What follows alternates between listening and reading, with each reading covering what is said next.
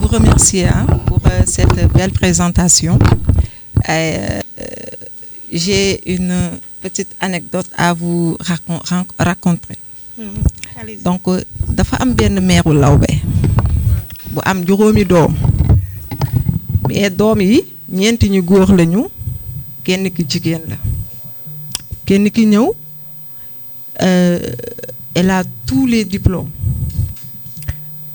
mu ñëw papa ji ne ko papay xale bi ne jabar ji man de dama jaaxle waaw moom jigéen nan la mënee aayee ni te sama góor yi doom yu góor ñi toog fii di taxawaalu ah meeru lawbe bi ne ko góor ñi ñoo doon nelaw jigéen ñi di leen yërndu ba faf jël seen place. Donc je voulais dire tout simplement,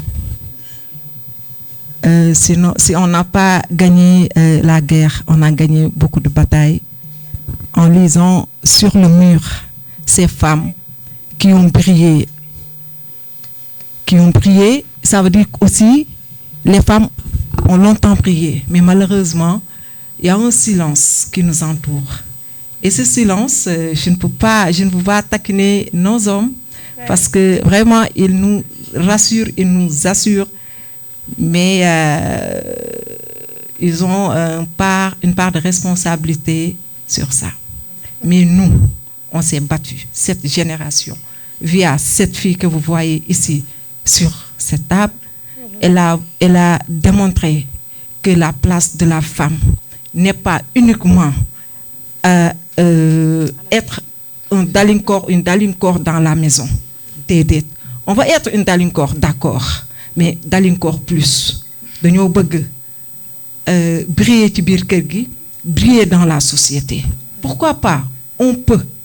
Et si on peut, si on veut, on le pourra. Et c'est tout ce que je voulais rajouter par rapport à ce que vous dites. Merci. Chères dames, chères sœurs, je vous salue. Donc, vu que le temps imparti est terminé, je vais aller très vite. En tout cas, vous remercier et vous féliciter pour cette belle organisation. Et donc, je veux juste rebondir par rapport à ce qu'a dit Monsieur le directeur de l'UFRSS. Effectivement, on parle de chiffres, c'est pas en fait que le plus important est qu'on ait plus de femmes toujours, mais c'est vraiment à compétences égales. Aujourd'hui, on a assisté à beaucoup d'opportunités pour lesquelles on a favorisé les femmes. C'est juste parce que aussi il faut que les compétences soient égales pour que l'on choisisse. Mais je pense que, chère dame, affaire bi warul yomb. Il faut pas qu'on nous cède une place que l'on ne mérite pas. Il faudrait que la course soit rude pour qu'on nous sélectionne à la place d'un homme. Donc vraiment loolu laa doon ñaan que ñun ñu jiital loolu mu bañ a nekk rek juste parce que dañuy yërëm wala dañuy victimiser wu que on va essayer de monter par rapport à un homme, par exemple pour un poste. Donc monsieur le directeur, excusez-moi, c'était une petite intervention. Donc pour un peu renforcer ce que madame Sano a dit, je comprends sa préoccupation et c'est très bien. On est là pour parler d'aujourd'hui, mais on est là aussi également pour parler du futur. Donc, ce serait bien en termes de perspective que l'on aborde le sujet pour voir spécifiquement aujourd'hui au niveau de l'Université Iba Der Thiam de Thiès, comment on peut promouvoir davantage les femmes. Donc, en travaillant peut-être plus sur la gestion prévisionnelle des emplois et des compétences, en organisant davantage des renforcements de capacité, donc pour chaque type de personnel, que vous soyez père, cela dépend, mais je pense qu'il faudrait aujourd'hui prendre des engagements forts par rapport à l'autorité, par rapport à Madame la DRH, pour promouvoir davantage les femmes en nous dotant de nouvelles compétences et en... Voilà, d'une sourde ou d'un sourd, mais c'est tout.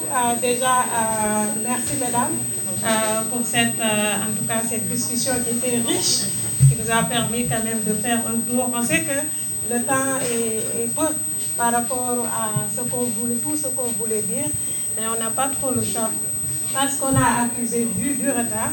Donc c'était tout pour, en tout cas, la première table ronde qui était consacrée à la place des femmes au sein de l'université, position académique, évolution des carrières.